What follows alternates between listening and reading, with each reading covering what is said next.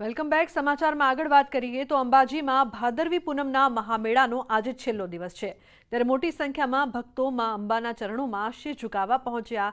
શક્તિ દ્વારથી અનેક ભક્તો દંડવત પ્રણામ કરતા પહોંચ્યા, ત્યારે એક બહેનની માનતા પૂર્ણ થતાં અનોખી ભક્તિ જોવા મળી.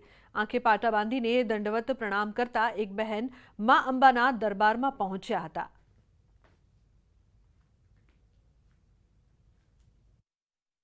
જેવી જેની શ્રદ્ધા તે રીતે માતા તેમને પોતાની મનોકામના પૂર્ણ કરવામાં મદદ કરે છે. આપ જોઈ રહ્યા છો, કઠોર તપસ્યા કરી રહેલા આ બેન સિદ્ધપુરથી આવ્યા છે અને સિદ્ધપુરથી તેઓ ખાસ આજે માતાજીના દર્શન કરવા આવ્યા છે. પરંતુ માતાજીના દર્શન ભાદરવી પૂનમના મેળામાં તેઓ આ રીતે દંડવત પ્રણામ કરીને કરશે. આંખે પાટા બાંધ્યા છે અને આંખે પાટા બાંધ્યા બાદ તેઓ દંડવત પ્રણામ માતાજીને કરી રહ્યા છે. સિદ્ધપુરથી આવેલા આ પરિવાર છે તેની સાથે વાતચીત કરીશું, જાણીશું તેમની વાત. બેન, તમે સિદ્ધપુરથી આવો છો, વર્ષોથી આવો છો, શું મનોકામના હતી અને કેવી રીતે પૂર્ણ થઈ? મારી ભાભીને વાલનું ઓપરેશન કરાવવાની હતી. અન્ય નળીનો વાલ પહોળો થતો તો ડૉક્ટરે ફર્સ્ટ વાર ઓપરેશન કરવાનું કીધું તો નેક્સ્ટ ટાઈમ ગયા એટલે એમને કીધું કશું જ નહીં, દવામાં મટી જશે. મટી ગયું, એટલા માટે માનતા પૂરી કરી. અને દંડવત ક્યાંથી શરૂઆત કરી? માતાજીના આગળ એન્ટ્રી છે ને ત્યાંથી એન્ટ્રીથી શરૂઆત કરી છે. તો પ્રવેશ દ્વારથી તેમણે શરૂઆત કરી છે અને આપ જોઈ રહ્યા છો અવિરતપણે તેઓ ખાસ કરીને માતાજીને અરજ કરી રહ્યા છે અને તેમણે જે મનોકામના પૂર્ણ કરી તે મનોકામના પૂર્ણ કરી છે. દંડવત પ્રણામ કરીને માતાજીની ભક્તિ અને શ્રદ્ધા કહી શકાય કે તેમણે જે માનતા માની હતી તે પૂરી થઈ ગઈ અને તેમના ભાભી છે તેમ સ્વસ્થ થઈ ગયા અને એટલે જ તેઓ હવે માતાજીને ભાદરવી પૂનમના અવસરે દંડવત પ્રણામ કરતાં કરતાં આંખે પાટા બાંધીને આવી રહ્યા છે. મિત્રો પણ સાથે છે, પરિવારના લોકો પણ સાથે છે અને ખાસ કરીને માતાજીની સાચી શ્રદ્ધા સાથે તેઓ આગળ વધી રહ્યા છે. કેમેરામેન ખેંગા રાઠોડ સાથે દીપિકા ખુમાર, ન્યૂઝ 18 ગુજરાતી, અંબાજી. તો અંબાજીમાં ભાદરવી પૂનમના મેળાનો આજે છેલ્લો દિવસ છે, ત્યારે મેળાના અંતિમ દિવસે ગૃહરાજ્યમંત્રી હર્ષ સંઘવી પણ અંબાજી પહોંચ્યા. તેમણે સિદ્ધહેમ સેવા કેમ્પની મુલાકાત લીધી હતી, સાથે મેળાના પોલીસ કંટ્રોલ પોઈન્ટની પણ મુલાકાત લીધી હતી. મંદિરમાં તેમણે ધ્વજા પૂજા પણ કરી હતી અને પોલીસ વિભાગની ધ્વજા સાથે પદયાત્રા કરીને અંબાજી મંદિર પહોંચ્યા. હર્ષ સંઘવીએ ગુજરાત પોલીસની કામગીરીની સરાહના કરી.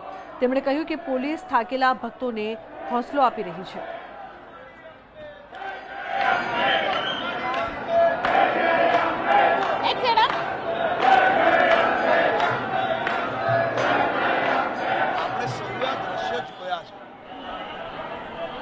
મારા પોલીસ પરિવારના જવાનો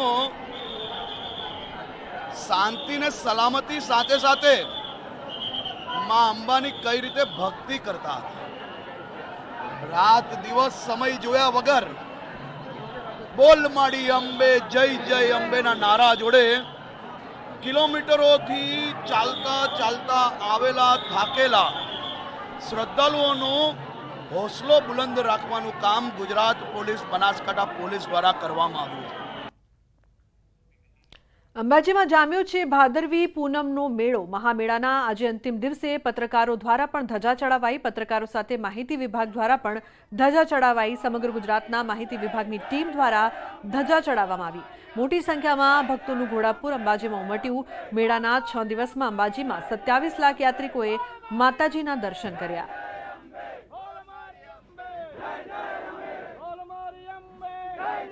ભાદરવી પૂનમનો અવસર છે ને ભાદરવી પૂનમના અવસરે પહેલી વાર એવું થયું છે કે પત્રકારોની ધજા પણ ચડશે. આપ જોઈ રહ્યા છો મોટી સંખ્યાની અંદર ખાસ કરીને માહિતી ડિપાર્ટમેન્ટ દ્વારા, માહિતી ખાતા દ્વારા અને પત્રકારોની પણ મહામૂલી ખાસ કરીને ધજા છે માતાજીને અર્પણ કરવામાં આવશે. અને આ માતાજીને જ્યારે ધજા અર્પણ કરવામાં આવશે ત્યારે સૌથી મહત્વની વાત એ છે કે દર વર્ષે ભાદરવી પૂનમના અવસરે માતાજીને ખાસ ધજા અર્પણ કરવામાં આવતી હોય છે. પરંતુ મોટી સંખ્યાની અંદર જ્યારે ભક્તો એકત્ર થતા હોય છે ત્યારે પત્રકારોની વિશેષ ભૂમિકા રહેતી હોય છે અને તેને લઈને પણ માહિતી ખાતા દ્વારા પણ વિશેષ આયોજન કરવામાં આવતું હોય છે. શું કહેશો હિમાંશુભાઈ, જે પ્રકારે પત્રકારોને હજા પહેલી વાર આજે ચડાવવામાં આવી રહી છે, આયોજન કેવી રીતે? આ પત્રકારો માટે આ કદાચ પહેલી વખત આવો પ્રયોગ માહિતી ખાતા દ્વારા કરાયા છે. એમાં બનાસકાંઠા ઉપરાંત અમદાવાદ, ગાંધીનગરના પત્રકાર મિત્રોનો પણ સહયોગ મળ્યો છે. આ ખૂબ બહુ સારી વાત છે અને માના આશીર્વાદ સૌ મિત્રો પર રહે, પત્રકારો પણ રહે. પત્રકારો સતત કોરોના જેવી બીમારીમાં પણ દોડ કરતા હોય છે. એમનું સ્વાસ્થ્ય સારું રહે એવી સૌની માને પ્રાર્થના અને આપ સૌને શુભકામના.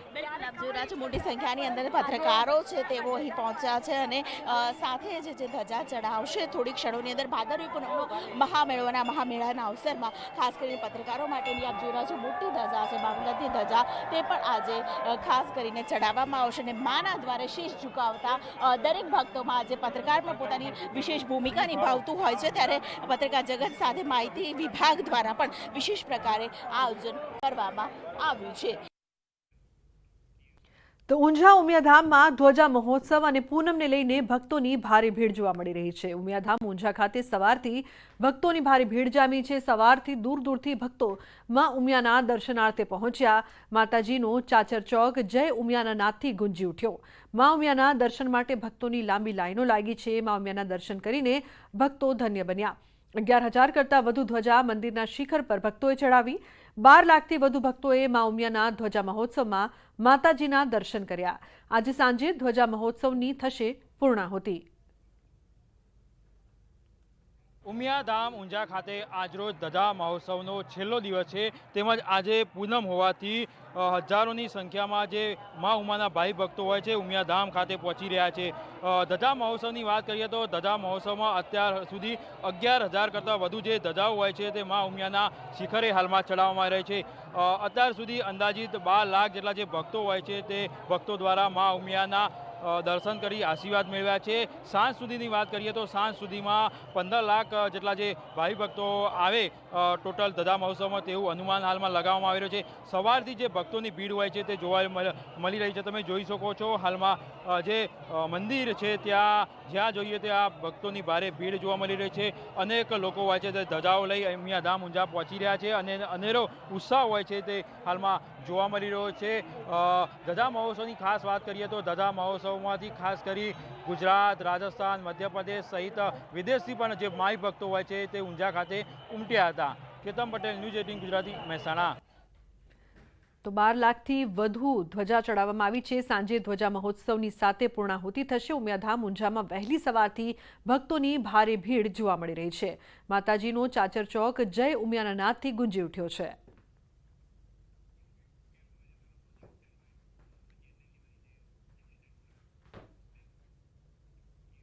તો બુલેટિનમાં હાલ બસ આટલું જ। તમામ મહત્વપૂર્ણ સમાચાર માટે આપ જોતા રહો ન્યૂઝ 18 ગુજરાતી। નમસ્કાર।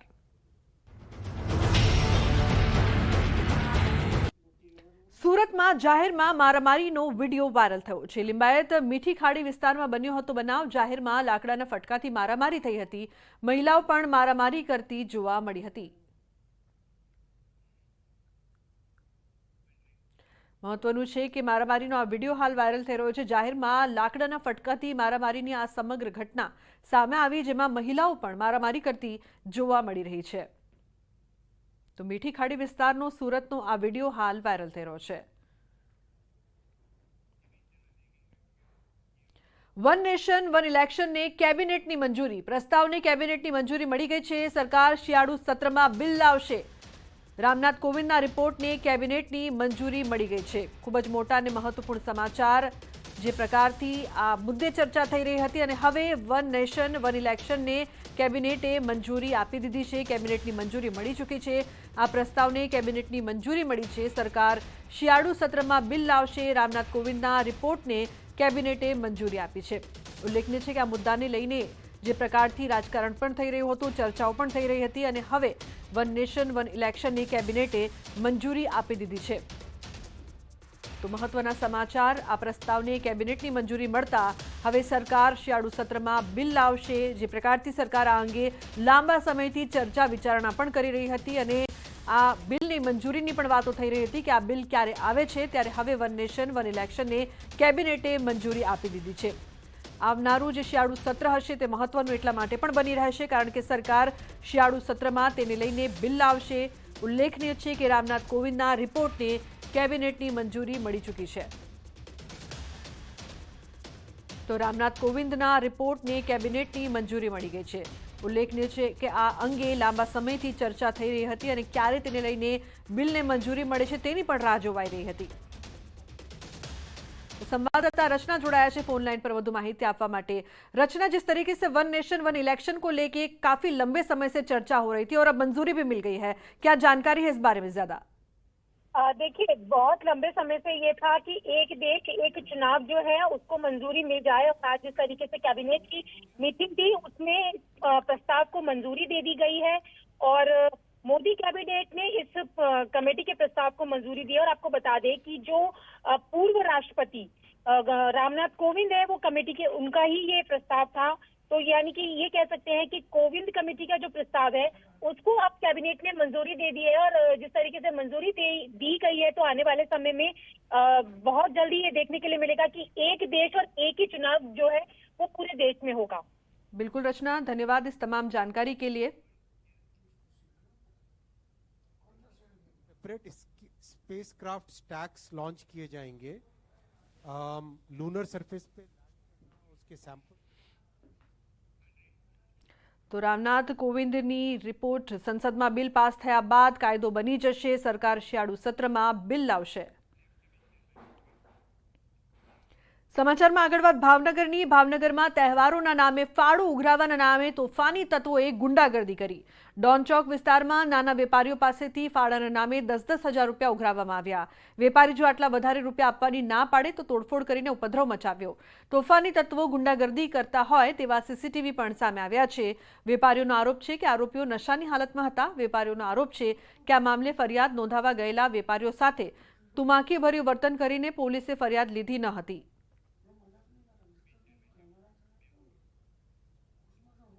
તો શાકભાજીના ભાવ આસમાને પહોંચતા હવે શાકભાજીની ચોરીની ઘટનાઓ પણ સામે આવી રહી છે। આ વખતે વાપીના જાણીતા એક હોલસેલ માર્કેટમાં ધોળે દિવસે શાકભાજીની ચોરી થઈ હોવાનો બનાવ સામે આવ્યો। હાઈવે પર આવેલ વાઇબ્રન્ટ શાક માર્કેટમાં દિવસે અજાણ્યો શખ્સ જથ્થાબંધ શાકભાજીની એક દુકાનમાં પહોંચે છે, જ્યાં દુકાનદાર સાથે ભાવતાલ કરી અને થોડી જ વારમાં નજર ચૂકવીને એક વ્યક્તિ દુકાનમાં રાખેલા કાંદા અને આદુની આખી બોરી ચોરી કરીને ઉચકીને ફરાર થઈ જાય છે। દુકાનદારે સ્ટોકની ગણતરી કરતા 2 બોરી ઓછી હોવાનું ધ્યાનમાં આવતા સીસીટીવી ફૂટેજ ચેક કરતા સમગ્ર હકીકત બહાર આવી। ગાંધીનગરના ક6 સર્કલ પર પોલીસ વાનનો અકસ્માત। પોલીસ વાન અને બાઇકનો અકસ્માત। પોલીસ વાનના